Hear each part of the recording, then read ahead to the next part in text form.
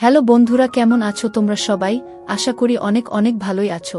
আর তোমাদের ভালোবাসায় আমিও অনেক ভালো আছি, কারণ তোমরা আমাকে যে পরিমাণে ভালোবাসা দিয়েছো এবং সাপোর্ট দিয়েছো তা আমি কোনোদিন ভুলতে পারবো না। তাই তোমাদেরকে মজা দেওয়ার জন্য আবারও একটি নতুন গল্প নিয়ে হাজির হলাম। গল্পটি শোনার মতো, আশা করি তোমাদের দাঁড়িয়ে যাবে এবং তোমরা হাতের কাজ করতে সবাই হেডফোন নিয়ে বসে যাও। 10 বছর ধরে বিবাহিত হওয়ার পরেও আমার কোনো সন্তান ছিল না।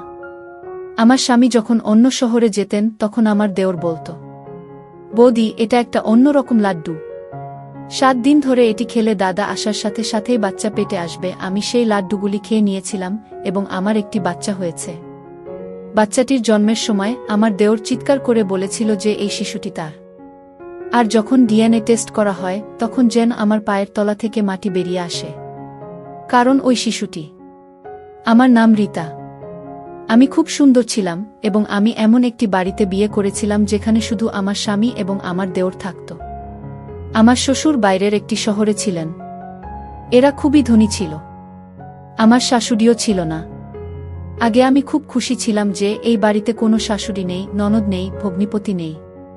কিন্তু আমি বুঝতে পেরেছিলাম যে এখানে বসবাস করা খুব কঠিন, কারণ এই বাড়িটা ছিল শুধুই পুরুষের ঘর। আর আমি তাই কাউকে মনের কোনো কথাই বলতে পারতাম না। আমার স্বামীও খুব সিরিয়াস ছিল। আমার বাবা মাও আমাকে বিয়ে দেওয়ার পর এই দেশ ছেড়ে চলে গেল, কারণ তারা এখানে এসেছিল শুধুমাত্র আমাকে বিয়ে দেওয়ার জন্য। আমরা আগে কাতারে থাকতাম। আমার বাবা মা চেয়েছিল আমি পাকিস্তানে থাকি, যাতে আমি এখানকার মাটির কাছাকাছি থাকতে পারি। আমি গরিব তো হয়ে গিয়েছিলাম, কিন্তু খুব চিন্তিত ছিলাম। এই সমস্যার কারণে তখনও পর্যন্ত আমার সন্তান হয়নি। ডাক্তাররা বলতো, আপনার শরীরে রক্ত কম, কারণ আপনি দুঃখী থাকেন সবসময়। আপনার পরিবেশ পরিবর্তন করুন, কোথাও থেকে ঘুরে বেরিয়ে আসুন, এমন কাজ করুন যা আপনাকে খুশি করবে।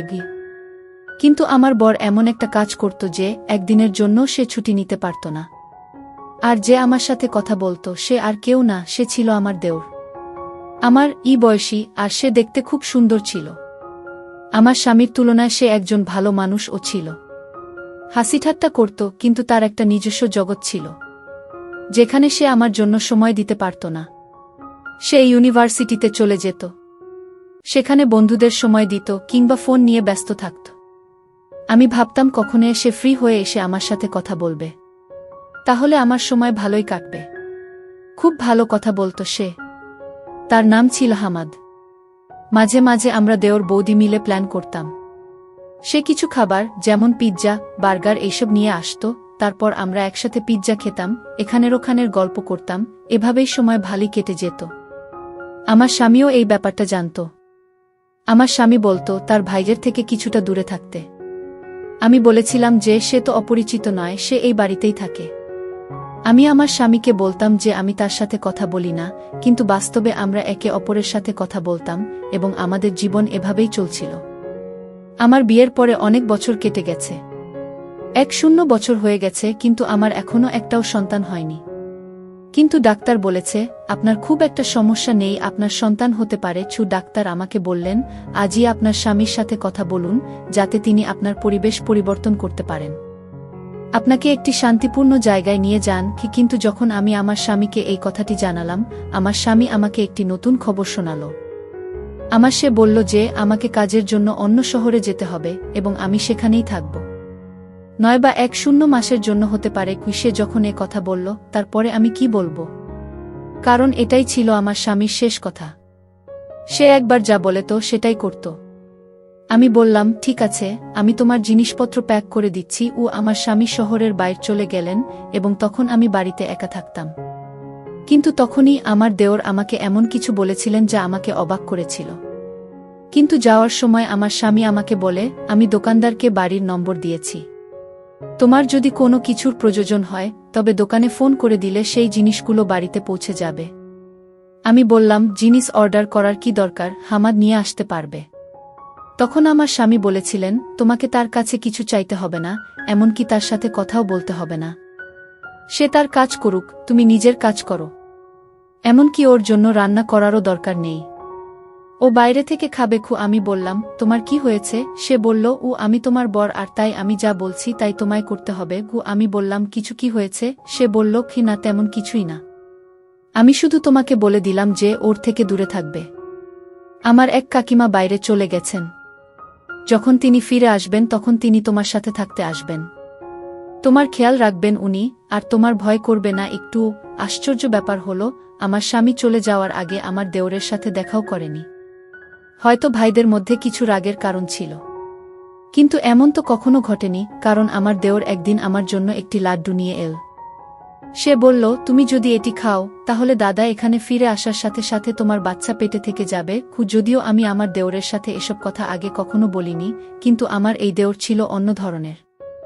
আমরা একে অপরের সঙ্গে বন্ধুর মতো কথা বলতাম। সে বলল, অনেক দিন হয়ে গেছে, দাদা বুঝতে পারছে না। সে তোমার চিকিৎসা করায় না, আর তোমাকে কোথাও নিয়েও যায় না। কিন্তু আমি এই বাড়িতে একটি বাচ্চা দেখতে চাই, যাতে তোমার মুখ থেকে কষ্টের ছাপ সরে যায়। এজন্যই আমি এই মন্ত্র পড়া লাড্ডু নিয়ে এসেছি। তোমাকে 7 দিন ধরে এটি খেতে হবে। তারপরে দাদা যখন আসবে তখন সুসংবাদ পাবে। আমি আমার দেওরকে ধন্যবাদ জানিয়েছিলাম এবং তাকে বলেছিলাম যে সে সত্যই একজন ভালো মানুষ, যে এত চিন্তা করেছিল আমার জন্য।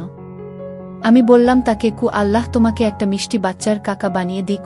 আর আমি সেই লাড্ডুটি 7 দিন ধরে প্রতিদিন খেয়েছি, এই ভেবে যে একদিন সবকিছু ঠিক হয়ে যাবে। আমার দেওর আমাকে প্রতিদিন গল্প বলতো যে কি এই লাড্ডু তো অমুকও খেয়েছিল। আমি যেখান থেকে এগুলো নিয়ে এসেছি সেখানের খুব নাম ডাক হয়েছে। মানুষ তাদের কাছে যায় এবং তাদের সমস্যার সমাধান করিয়ে ফিরে আসে। বৌদি, তোমার সমস্যারও সমাধান হবে। আমি প্রার্থনাও করেছি, কিন্তু আমার দেওর আমাকে বলেছিল যে কি তোমার স্বামীকে এই বিষয়ে কিছুই জানাতে হবে না, কারণ সে এই ধরনের জিনিসে বিশ্বাস করে না। আর যদি দাদা জানতে পারে যে এই লাড্ডুগুলো আমি তোমাকে দিয়েছি, তাহলে আমাকে মেরে ফেলবে। আমি তাকে বললাম যে তোমাদের মধ্যে কি কোনো ঝগড়া চলছে? সে বলল, না, কোনো ঝগড়া নেই। দাদা যেখানে গেছে আমাকেও সেখানে সে পাঠাতে চেয়েছিল, কিন্তু আমি যাইনি। সেজন্য আমার উপর রেগে আছে। আমি বললাম যে এত ছোট ব্যাপার?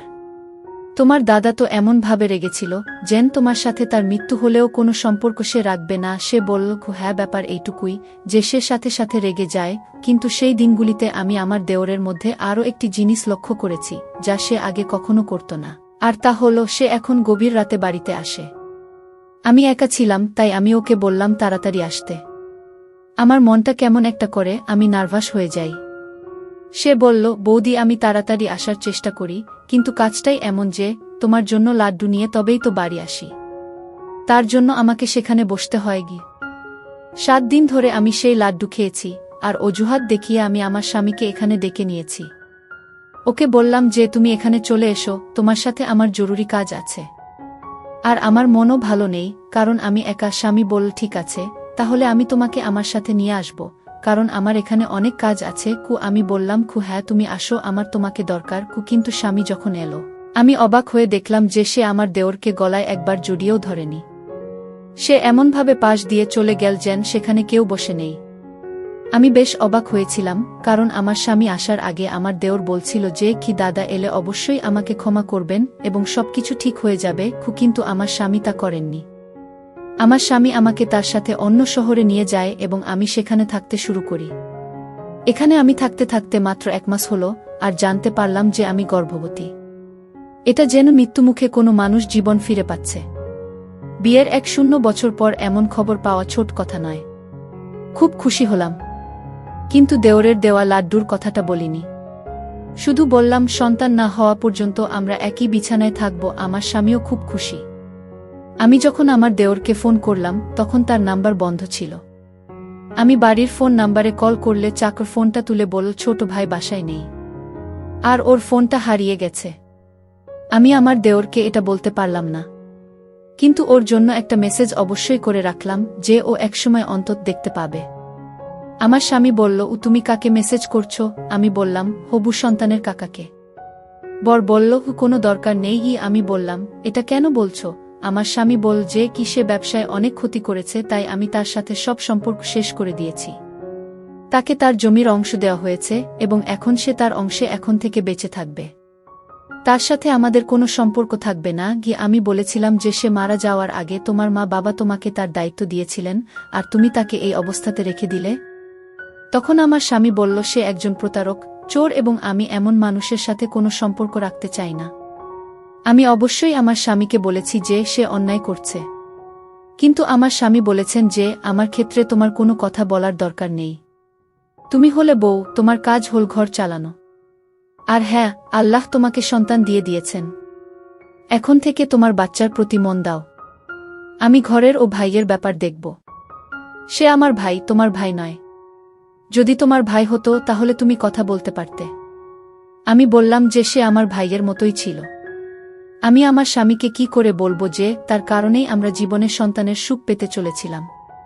কিন্তু আমার দেওর আমাকে এসব বলতে নিষেধ করেছিলেন, তাই আমি চুপ করে রইলাম। সত্যি বলতে কি, তারপর আমি আর সময় পাইনি আমার দেওরকে ফোন করার বা তার সাথে কথা বলার। প্রথমত আমার স্বামী এটা বারণ করত, এবং দ্বিতীয়ত আমি আমার হবু বাচ্চার কেনাকাটায় এবং খুশিতে এতটাই ব্যস্ত ছিলাম যে আমি কারো কথা ভাবিনি। তারপর আল্লাহ আমাকে একটি সুন্দর ছোট ছেলে দিলেন। তাকে পেয়ে আমি খুব খুশি হয়েছিলাম। আমি দিনরাত যেন তাকে নিয়ে ব্যস্ত থাকতাম। ছেলের যখন 2 মাস বয়স, তখন আমি আমার স্বামীকে বলেছিলাম যে এবার আমরা বাড়ি ফিরে যাব। কারণ আমি এই ফ্ল্যাটে তোমাকে আর এই বাচ্চাকে নিয়ে আর থাকতে চাই না। এবার আমাদের বাড়িতে থাকব। আমার স্বামী বলল যে বাড়িটা এখনো আমার, অবশ্যই আমরা সেখানে যাব, আর আমার ভাই এলে তাকে সেই বাড়িতে তার ভাগের যত টাকা হয় তত টাকা দিয়ে দেব। আমি বললাম যা খুশি করো, কিন্তু এবার আমি ঘরে যাব। আসলে আমি আমার বাচ্চাকে তার প্রিয় কাকার সাথে দেখা করাতে চেয়েছিলাম। কিন্তু আমাদের বলা হয়েছিল যে বাড়ি বন্ধ আর আমার দেওর নেই। কিন্তু বাড়ি ঢুকে মনে হল যেন কেউ এখানে থাকছে, যেন এই বাড়িতে একজন মহিলা আছে, আর সেটা এই জন্য যে আমি জানতে পেরে গিয়েছিলাম যে বাড়ির সব কিছুই এক মহিলা ব্যবহার করত। যেন আমার সেরকমই মনে হল। কিন্তু সেই মহিলা কে হতে পারে, আমি সেদিকে আর মন দিলাম না। এরপর আমার দেওর ওখানে এলো। আমার বড় সেখানে বসেছিল, কিন্তু তবুও আমি আমার আবেগ ধরে রাখতে পারলাম না, আর দেওরকে বলে বসলাম যে দেখো তোমার ভাইপো। আমার দেওর তখন বলল, না, এটা আমার ভাইপো না। ওর কথা শুনে আমি অবাক হয়ে গেলাম। আমার স্বামীও বলল, তুমি বাচ্চাকে ভালোবাসবে না? তুমি এত অহংকারী? এই বাড়ি থেকে বের হও। তখন আমার দেওর বলল, আমি বললাম এটা আমার ভাইপো নয়, কারণ সে ও আমার ছেলে। এটা শুনে আমার পায়ের নিচ থেকে মাটি সরে গেল, আর আমার স্বামীরও। সে বলল, ও কি রকম আজেবাজে কথা বলছ? কি বাজে অভিযোগ করছো? দেওর বলল, আমি কাউকে দোষারোপ করছি না, এটা আমারই ছেলে, আমি প্রমাণ করতে পারবো। একথা শুনে আমার পায়ের নিচ থেকে মাটি সরে গেল। আমি তাকে বললাম, তুমি কিসব বলছ? আমি ইশারা ও করলাম যে তোমার কি হয়েছে? তুমি কি চাইছো? তোমার জন্যই তো বাচ্চাটা এই পৃথিবীতে এসেছে, আর এখন তুমি তার জীবন নিয়ে কথা বলছো। আমার স্বামী বলল, কি বলছো তুমি? কি হয়েছিল? আমি যখন এখানে ছিলাম না তখন কি হয়েছিল? আমি আমার স্বামীকে সব খুলে বলেছিলাম। এমন কিছু ঘটেনি। আমি মাত্র 7 দিন তার আনা লাড্ডু খেয়েছি। তারপরই আমাদের সন্তান এই পৃথিবীতে এসেছে। আমার স্বামী আমার দেওরের ঘাট চেপে ধরে বলল, কি করেছো তুমি? এই লাড্ডুতে তুমি কি মিশিয়েছিলে? এতে তুমি অজ্ঞান হওয়ার কোনো ওষুধ মিশিয়ে দাওনি তো? আমার এখানে না থাকার সুযোগ নিয়ে কোনো জঘন্য কাজ করনি তো তুমি? আমার স্বামী অদ্ভুত কথা বলছিল, কিন্তু আমি তো শুনে লজ্জায় ঘেন্না মরে যাচ্ছিলাম প্রায়। যাকে আমি ভাইয়ের মতো ভেবেছিলাম, আমার ভাই হিসেবে দেখেছিলাম, সে যদি সত্যি আমার সাথে এমন কিছু করে থাকে, তাহলে তো আমার জীবনটাই নষ্ট হয়ে গেল। আমার হৃদয় যেন জ্বলতে লাগল। দেওর বলল, এটা আমার সন্তান, আমি ওকে চিরকাল তোমার কাছে থাকতে দেব না। সে বলল, তুমি পরীক্ষা করে নাও। কিন্তু আমরা নিশ্চিত ছিলাম যে শিশুটি আমাদের। পরীক্ষার কোনো প্রশ্নই ছিল না। আর যদি ডিএনএ টেস্ট করাও হয় তাহলে ফলাফল কি হবে? আমার স্বামী বলেছিল যে সে ডিএনএ পরীক্ষা করাবে। আমরা সবাই তখন হাসপাতালে পৌঁছলাম এবং সঙ্গে সঙ্গে পরীক্ষা করিয়ে নিলাম, কিন্তু রিপোর্ট পেতে 2 দিন সময় লেগেছে। শুধুমাত্র আমিই জানতাম যে কিভাবে আমি 2 দিন কাটিয়েছি। আমার স্বামী আমাকে অদ্ভুতভাবে দেখতেন। আমাকে বারবার আমার বর একই কথা জিজ্ঞেস করত, আমি যখন বাসায় ছিলাম না তখন কি হয়েছে? কোন ঘরে তুমি ঘুমাতে? কোনো সময় ঘুম থেকে উঠতে রাতে কি মনে হতো যে তুমি অজ্ঞান হয়ে গেছ? আর তোমার কোনো হুঁশ নেই? তুমি কি ঘুমের সময় ঘরের দরজা ভিতর থেকে তালা দিতে? আমি আমার স্বামীর প্রশ্নে বিরক্ত হলাম।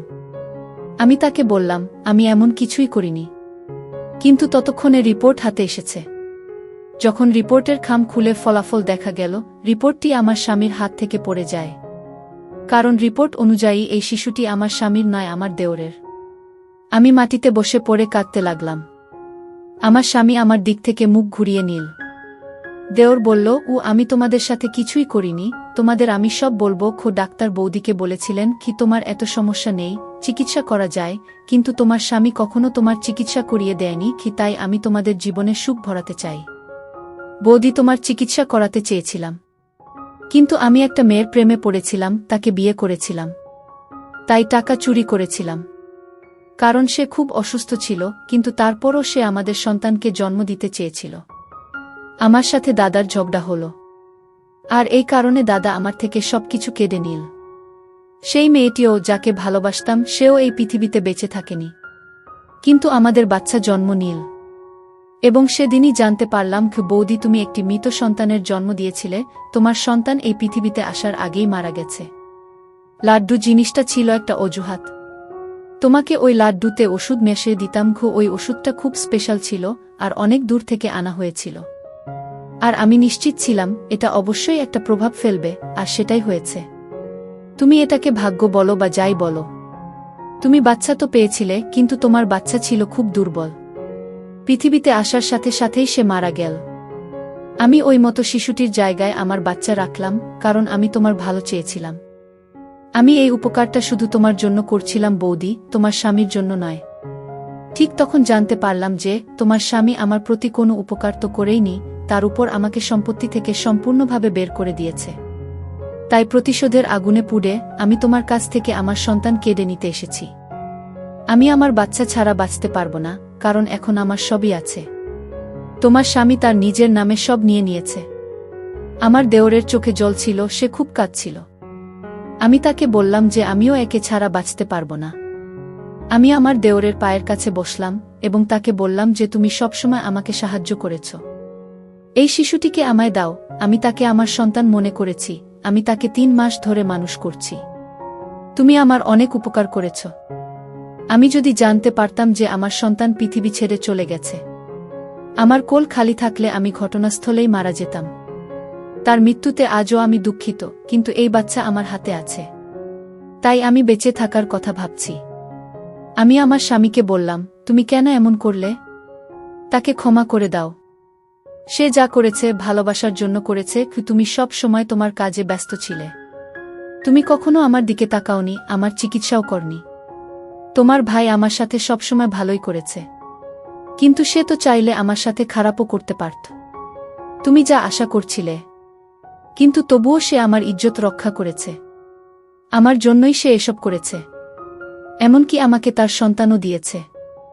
আমার বর বলেছিল, তুমি তোমার সন্তান আমাদের দিয়েছ, তাহলে আমি কেন তোমাকে অধিকার দিতে পারবো না? তুমি যা চাও আমি তোমাকে দেব, কিন্তু আমার একটা শর্ত আছে। আমার এবং আমার দেওরের মুখ ফ্যাকাশে হয়ে গেল। আমার স্বামী আবার এমন কথা বলছেন? আমরা অবাক হয়ে গেলাম। তিনি বললেন, শর্ত হলো তোমাকে সারা জীবন আমাদের সাথে থাকতে হবে, যাতে তুমি তোমার বাচ্চার সাথে থাকতে পারো, আর আমি আমার ভাইয়ের সাথে। আমাদের চোখে জল এসে গেল। আমরা কাঁদতে লাগলাম। বাচ্চাটাকে আমার দেওর আমার দিকে এগিয়ে দিয়ে বলল, এখন থেকে বৌদি এই বাচ্চার মা তুমি, আর আমি তার কাকা। সে যেন কখনই না জানে যে আমি তার বাবা আর তার মা এই পৃথিবীতে নেই। আমি তাকে ধন্যবাদ জানালাম এবং সেই শিশুটিকে বুকের মধ্যে জড়িয়ে ধরলাম, যে সে আমার নিজের সন্তান। 4 বছর হয়ে গেছে। আমার ছেলে 4 বছর বয়সী, খুব খুশি। সে আমার স্বামীকে বাবা ডাকে এবং আমার দেওরকে কাকা বলে। সৃষ্টিকর্তা আমাকে আবার আশা দিয়েছেন। আমি খুব খুশি এবং আমাদের জীবনে খুব ভালো খবর এসেছে যে আমরা আজ সন্ধ্যায় আমার দেওরের জন্য মেয়ে দেখতে যাচ্ছি। সে বলেছে যে সে যে কোনো মেয়েকে বিয়ে করতে